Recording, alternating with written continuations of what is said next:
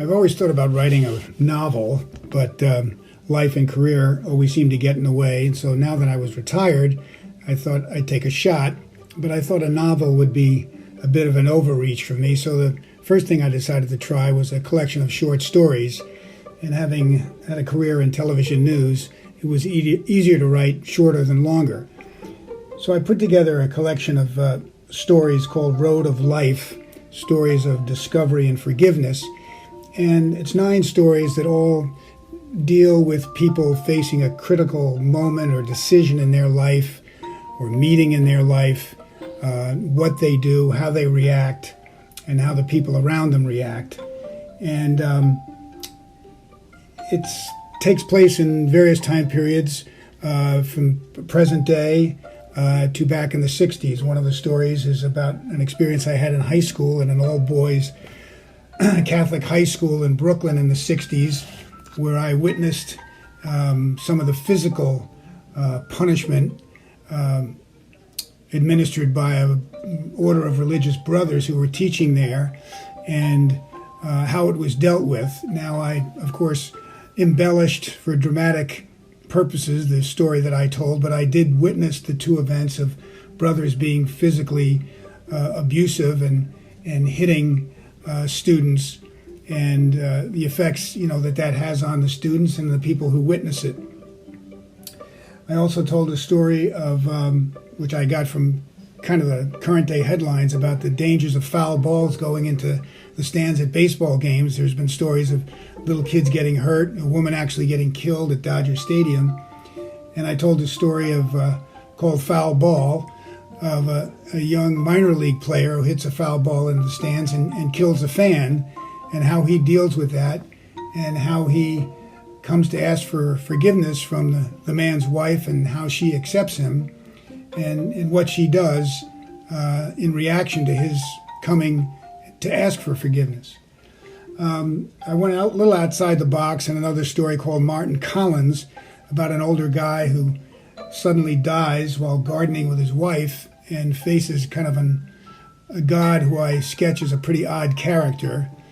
And Martin gets the opportunity to basically make his case to go back, that he wasn't ready to die, and he didn't think it was fair that he was suddenly pulled away from his wife of 50 years when he wanted to stay with her and continue to live their life. They were happy, they were content, and he makes that argument, and we see that in effect he gets a second chance at life and how that works. The final story, called Road of Life, is also kind of personal. I have 4 little granddaughters, the oldest of whom is 9 years old. And I know, in the next 10 or 15 years, I may not be around to see them grow up and become mature adults. So I wrote a kind of a road story based on a grandfather who was kind of based on myself, and his oldest granddaughter who's about to go to college, and a road trip they take to the Baseball Hall of Fame, and his desire to have one last good experience with his granddaughter, who he hopes will not forget him.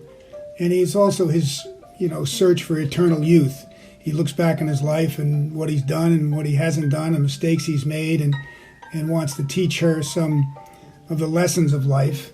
And he wants to kind of get one more chance at capturing his youth, and he finds that the Baseball Hall of Fame is a place that honors strong young men at the height of their powers, frozen in time, that we all looked up to, despite all their warts.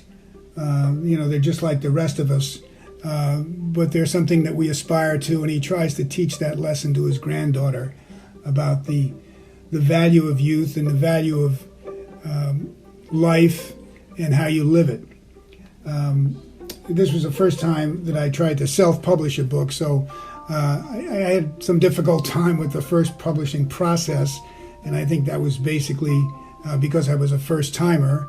But the opportunity to do it essentially for free is something that's should empower all authors who have always had the dream of getting something published.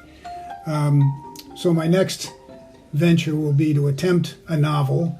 I'm not sure I can do that, but now that I've at least gotten the idea of how to write stories, I think I'll give it a shot and see how that happens, see how that works out. But I appreciate the opportunity to talk about it, and I look forward to hearing the stories of other authors who are just trying to get their name out there and their work out there. Thanks for listening.